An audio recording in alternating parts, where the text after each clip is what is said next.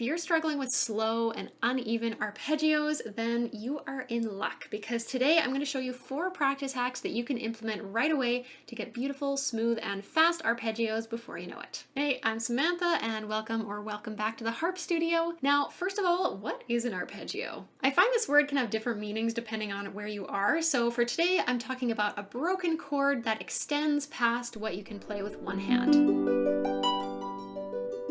For today's video, I'm going to be specifically talking about arpeggios that you play by alternating hands as you move up and down the harp. These can feel really daunting when you first start learning them, but how you practice is going to make all the difference, so let's get started with our first practice hack. The first thing we want to do is make sure that your fingers actually know what shapes they need to be in throughout the arpeggio, so we're going to start by practicing the arpeggio as solid chords instead of broken chords. I'm going to use a G major arpeggio for my example today, so that's going to be G, B, and D, repeating until I get to the highest G on my harp, and then I'm going to head back down. But it doesn't really matter how many octaves you're playing here. The practice strategies are still the same. So to actually practice this as solid chords, instead of playing all these notes separately, I'm going to play each of the notes in each hand all at once. So I'm going to go all the notes in my left hand, the right hand, the left hand, etc. So you want to start by doing this slowly and make sure you're opening your fingers into the right shape for whatever chord you need to place. And then once you've got the hang of it, challenge yourself to see how fast you can go through this as solid chords.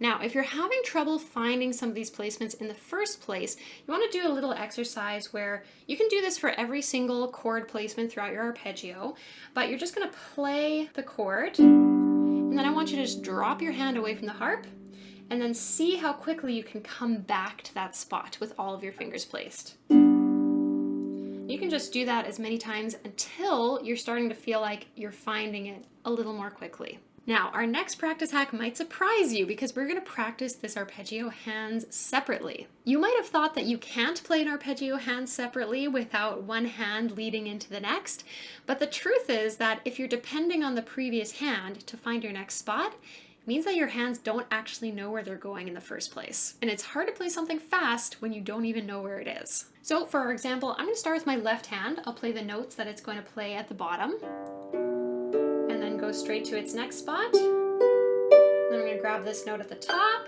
grab the spot going down, and the last spot at the bottom. If you're having any trouble remembering where you're supposed to go, you can check. You can use your other hand to check, but then take your other hand away and practice doing it hands separately. If I do that with my right hand, I'm starting here, and then I move to its next spot, and then coming back down.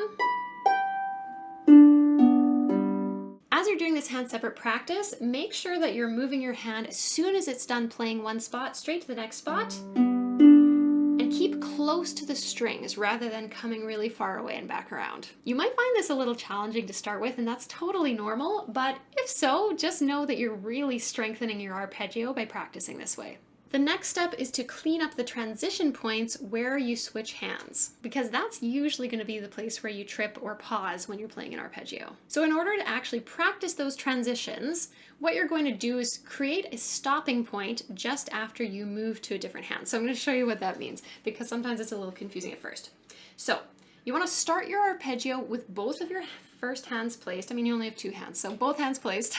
And then we're going to begin the arpeggio and stop after I've moved a hand and played its first note. So I'm going to go my left fingers, right fingers, and then stop after I play the first note that my left hand is going to play after moving, right?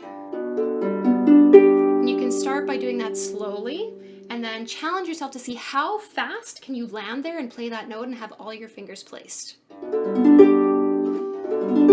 Then I would start at the bottom again and then go up to the next spot where my right hand switches.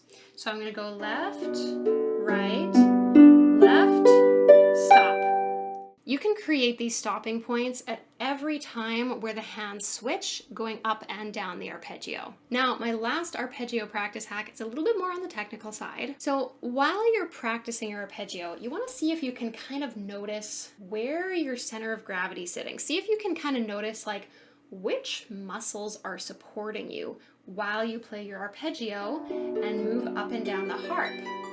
Do you find yourself leaning forward and back a whole lot? Do you find that the muscles that are supporting you and that feel engaged while you're playing your arpeggio are changing throughout your body? Ideally, we want to keep your body centered and have your support muscles steady and consistent throughout the movement up and down the harp. That's because if you're moving around a lot and the different muscles in your body are having to work really hard just to keep your body stabilized, then it's much harder for your hands to be stabilized as you're playing because their base is shifting around all over the place. And that can make it a lot harder to get where you need to go. So while you're practicing your arpeggios, try to think about all the weight in your torso just kind of sinking downwards into your hips and then into the chair that you're sitting on and letting that ground you throughout the movement.